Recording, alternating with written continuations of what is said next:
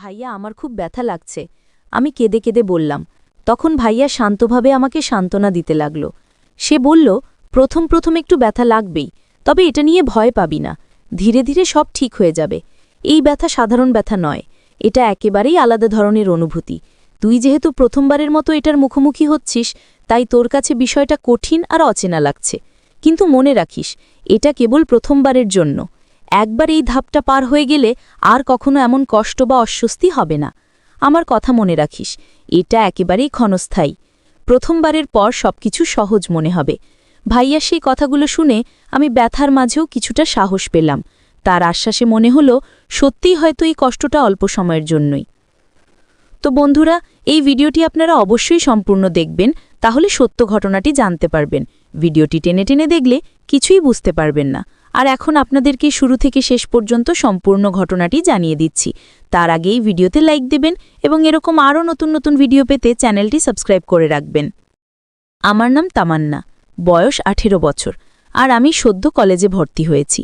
সবাই বলে আমি দেখতে খুব সুন্দরী, তাই প্রায় দেখি অনেক ছেলে আমার পেছনে ঘোরাঘুরি করে। কিন্তু আমি এসব নিয়ে কোনো গুরুত্ব দিই না। প্রেম ভালোবাসার বিষয়গুলো আমার কাছে কখনো তেমন আকর্ষণীয় মনে হয়নি। আমার বান্ধবীরা প্রায় সবাই কারো না কারোর সঙ্গে সম্পর্কে জড়িয়েছে। তারা আমাকেও প্রায় বলে, তামান্না, একদিন সময় হলে তুইও প্রেমে পড়বি, তখন আমাদের কথাই মনে পড়বে। তাদের কথা শুনে আমি হেসে উড়িয়ে দিই, কারণ সত্যি এখনও এসব আমার ভালো লাগে না। আমার পরিবারও শহরে বেশ পরিচিত। আমার বাবা মা দুজনেই শহরের সবচেয়ে বড় বিশ্ববিদ্যালয়ের শিক্ষক। তবে কাজের কারণে তারা আমাদের সঙ্গে সবসময় থাকেন না, শুধু ছুটির দিনে আমাদের কাছে আসেন। এই সময়টা আমাদের জন্য অনেক আনন্দের হয়, আর বাকিটা সময় আমি আর আমার ভাইয়া একসঙ্গেই বাসায় থাকি। আমাদের জন্য আলাদা করে কাজের লোক আছে, তারা রান্নাবান্না আর ঘরের সব কাজ সামলে নেয়। আমার ভাইয়ার নাম সাকিব। ভাইয়া আমার থেকে 10 বছরের বড়। ভাইয়া সবসময় আমার খুব খেয়াল রাখে। বাইরে কোথাও যেতে হলে কিংবা কোনো কাজে সাহায্যের প্রয়োজন হলে সবার আগে সেই এগিয়ে আসে। পড়াশোনায় সমস্যা হলে ধৈর্য ধরে বুঝিয়ে দেয়। ছোট থেকে আমাদের একসাথে থাকা অভ্যাস হয়ে গেছে বলে ভাইয়াকে ছাড়া আমি নিজেকে কেমন যেন অসম্পূর্ণ মনে করি। আমি আর আমার ভাইয়া সাকিব সবসময় একে অপরের সঙ্গী ছিলাম। ছোটবেলা থেকেই হাসি, কান্না, ঝগড়া সব কিছুই আমরা ভাগাভাগি করে নিতাম। বাবা মা আমাদের সঙ্গে থাকতেন না, তাই ভাইয়াই ছিল আমার সবচেয়ে কাছের মানুষ। কিন্তু একটা ঘটনা আমাদের সম্পর্ককে বদলে দিল চিরদিনের জন্য। কলেজে ওঠার পর আমি পড়াশোনার পাশাপাশি কিছু নতুন বন্ধু পাই। তাদের সঙ্গে আড্ডা দেওয়া, ঘুরতে যাওয়া, এসবের কারণে ধীরে ধীরে ভাইয়ার সঙ্গে আমার সময় কাটানো কমে গেল। আগে যে সব কথা আমি শুধু ভাইয়াকেই বলতাম, এখন সেগুলো বান্ধবীদের সঙ্গে ভাগাভাগি করতাম। এটা দেখে ভাইয়া কষ্ট পেত, কিন্তু কিছু বলতো না। একদিন হঠাৎ করে আমি একটি সাংস্কৃতিক অনুষ্ঠানে অংশ নিতে চাই। সেখানে ছেলেমেয়েরা একসাথে কাজ করছিল। আমি খুব আনন্দ নিয়ে প্রস্তুতি নিচ্ছিলাম, কিন্তু ভাইয়া বিষয়টা একদমই মেনে নিতে পারল না। সে বলল, তুই এসবের মধ্যে জড়াস না, এগুলো তোর জন্য ভালো নয়। আমি বললাম, ভাইয়া, তুমি সবসময় আমার জন্য ঠিক করতে পারো না। আমিও বড় হচ্ছি, আমাকেও নিজের মতো করে চলতে দিতে হবে। এই কথাতেই শুরু হলো দূরত্ব। ভাইয়ার মনে হলো আমি তাকে আর আগের মতো সম্মান করি না, আর আমার মনে হলো ভাইয়া আমাকে বুঝতে চায় না। ধীরে ধীরে আমাদের কথাবার্তা কমে গেল। একসাথে বসে খাওয়া দাওয়া কিংবা আড্ডাও হারিয়ে গেল। এভাবে বেশ কিছুদিন কেটে গেল। তারপর হঠাৎ করেই আমি লক্ষ্য করলাম ভাইয়ার আচরণ বদলে যাচ্ছে। আগের মতো শুধু দায়িত্ব নিয়ে কথা বলতো না, বরং আমার সাথে আরও নরম, আরও যত্নশীল হয়ে উঠল। প্রতিদিন রাতে আমি যখন ঘুমাতে যাই, সেই সময় ভাইয়া এসে আমার খোঁজ খবর নেয়, আমাকে সান্ত্বনা দেয়। প্রথমে বিষয়টা আমি বুঝতে পারিনি, কিন্তু দিন যতই গড়াতে লাগল, ততই টের পেলাম ভাইয়ার এই আচরণ একেবারে ভিন্ন রকম। তার কথা বলার ভঙ্গি, যত্ন নেবার ধরন, সব কিছুতেই যেন একটা অচেনা মায়া ভর করেছে। আমি ভেতরে ভেতরে কৌতূহলী হয়ে উঠলাম। ভাবতে লাগলাম, হঠাৎ এমন পরিবর্তনের পেছনে কি কারণ থাকতে পারে। আগে যে ভাইয়াটা কেবল কড়াকড়ি আর নিয়মের কথা বলতো, সেই এখন প্রতিটি রাতে আমার পাশে এসে দাঁড়ায়, যেন আমাকে একা থাকতে না দেয়। একসময় আমার মনে হতে লাগল, ভাইয়ার এই অচেনা ব্যবহারটা যেন কোনো গভীর রহস্য লুকিয়ে রেখেছে, যেন সে আমাকে কিছু বলতে চাইছে, কিন্তু কোনো অজানা কারণে মুখ খুলতে পারছে না। রাতগুলো মনে হয়েছে এক একটা ছোট অধ্যায়। প্রতিটা রাতেই আমি ভাইয়ার রহস্য জানার জন্য ছোট ছোট চেষ্টা করে যাচ্ছি, কিন্তু সে প্রতিবারই কিছু না কিছুভাবে এড়িয়ে যাচ্ছে। তারপর একদিন আমি সন্ধ্যায় বই নিয়ে ঘরেই বসি। রাতে বিছানায় শোবার আগেই ভাবলাম, আজ ভাইয়ার সঙ্গে সরাসরি কথা বলে ফেলব। দুপুরে যতটা ঠান্ডা থেকেছে রাতে ততটাই সাহস জ্বলছিল। রাতে যখন সবাই ঘুমোতে যায় আমি জিজ্ঞেস করলাম, তুমি কেন হঠাৎ এত বদলে গেলে? কি হয়েছে? ভাইয়া একটু কণ্ঠ নামিয়ে মুচকি হেসে বলল, কোনো কিছু না, তুই বেশি ভাবিস। তার চোখে কোনো অস্বস্তির ছাপ দেখলাম, কিন্তু সে মুখ খুলল না। আমি যত চেষ্টা করলাম সে প্রতিবার উত্তরকে ছোট করে দিল। আমি বুঝলাম সে জানাতে চাইছেন না। রাতে যখন ঘুমাতে যাই ইচ্ছে করে চুপচাপ তার কাজের ঘরের দরজার কাছে চলে গেলাম। জানালার আলো থেকে দেখা যায় ভাইয়া মুঠোফোন হাতে বসে আছে, চোখে একটু ক্লান্তি, বারবার মুঠোফোন নাম করে ফেলে রাখছে। একবার সে হালকা করে একটি মেসেজ টাইপ করল, তারপর মুছে দিল। আমি মনেই আঁকড়াই ধরে বসে গেলাম। কি হচ্ছে তার জীবনে?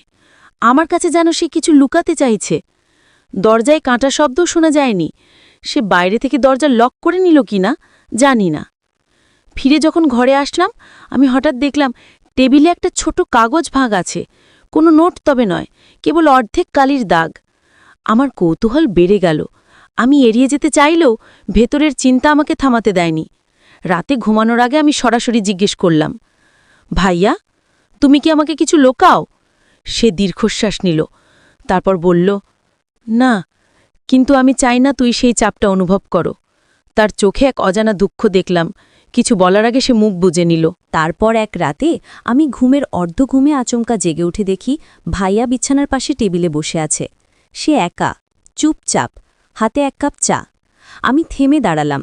তার দিকে তাকিয়ে সে হঠাৎ বলল, তুই ঘুমা, কথা বড় ব্যাপার না। আমি ওকে ধৈর্য ধরে বলতে বললাম, ভাইয়া, আমি যদি তোমাকে ভালোবাসি সে কারণেই তো জানার চেষ্টা করছি। সে চুপ করে রইল। তারপর অচেনা এক কণ্ঠে বলল, আমার জন্য ভালো, তাই তোর সাথে এমন আচরণ।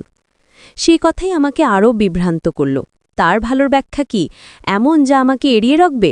তারপর আমি লক্ষ্য করলাম ভাইয়া প্রতিদিনই আমার সঙ্গে শুতে চাইত, আর সবসময় বাম পাশেই ঘুমোদো জোর করত। কেন সে শুধু বাম পাশেই থাকতে চাইত সেটা আমার কাছে রহস্যই রয়ে গেল। শুধু তাই নয়, রাতে শোবার আগে সে বারবার বলতো, সব লাইট বন্ধ করে দাও। এমনকি জিরো বাল্ব পর্যন্ত নিভিয়ে পুরো ঘরকে অন্ধকার করে দিত। আমি ভাবতে লাগলাম, আলো অন্ধকারের এই খেলা আর তার বাম পাশে ঘুমোনোর জেদ, এর পেছনে আসল রহস্যটা কি? আমি ভেতরে ভেতরে আতঙ্ক আর কৌতূহলের মধ্যে পড়ে গেলাম। অন্ধকার ঘরে ভাইয়ার এমন আচরণের পেছনে কি আছে সেটা বুঝতে পারছিলাম না। মনে হচ্ছিল সে ইচ্ছে করেই কিছু একটা আমার চোখের আড়ালে রাখতে চাইছে। আমি আর কিছু না করে বসে থাকতে পারলাম না। এক রাত কৌতূহলকে হার মানিয়ে জাগার সিদ্ধান্ত নিলাম। ঘরটি সম্পূর্ণ অন্ধকার, শুধু চাঁদের হালকা আলো ভেতরে পড়ছিল।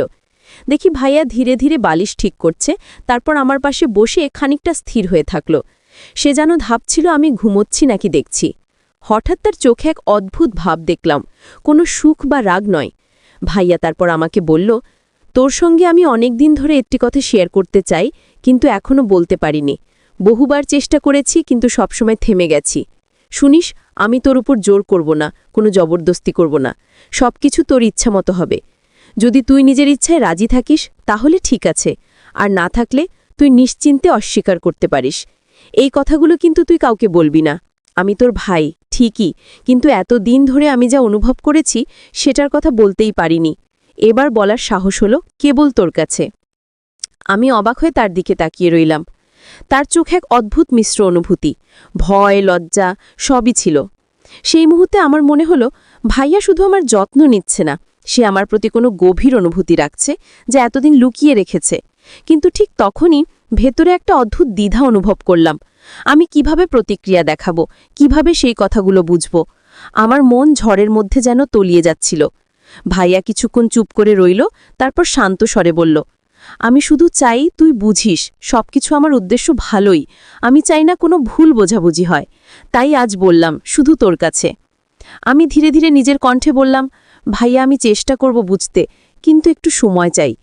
সেই রাতটি যেন আমাদের সম্পর্কের ইতিহাসে এক নতুন অধ্যায় শুরু করল। আমার কৌতূহল, ভীতি আর অবাক হওয়া সবই একসাথে মিশে একটা অদ্ভুত আবেগে পরিণত হলো। আমি বুঝতে পারলাম যেই রহস্য এতদিন লুকানো ছিল তার প্রথম আভাস আজ আমার চোখের সামনে এসেছে। তারপর রাতের অন্ধকারে আমরা দুজনে কিছুক্ষণ চুপচাপ বসে রইলাম। ঘরের নিস্তব্ধতা কেবল আমাদের নিঃশ্বাসের শব্দ শোনাচ্ছিল। আমার হৃৎস্পন্দন তীব্র হয়ে উঠল, মনে হলো সময়ও যেন থমকে গেছে। আমি ধীরে ধীরে বললাম, ভাইয়া তুমি কি চাইছো আমাকে বুঝাতে? আমি ধীরে ধীরে বুঝতে পারলাম ভাইয়া সবসময় আমার খেয়াল রাখছে, আমাকে ভালোবাসছে এবং নিরাপদ রাখতে চাইছে। এই উপলব্ধি আমাকে সাহস দিয়েছে এবং আমি ঠিক করলাম আমরা একে অপরের পাশে থাকব, পরিবারের মতো, বিশ্বাস আর যত্ন নিয়ে। আর এই গল্পের মাধ্যমে আমি শিখেছি সত্যিকারের ভালোবাসা মানে হলো একে অপরের প্রতি যত্ন, সাপোর্ট এবং বিশ্বাস। এটাই সবচেয়ে গুরুত্বপূর্ণ।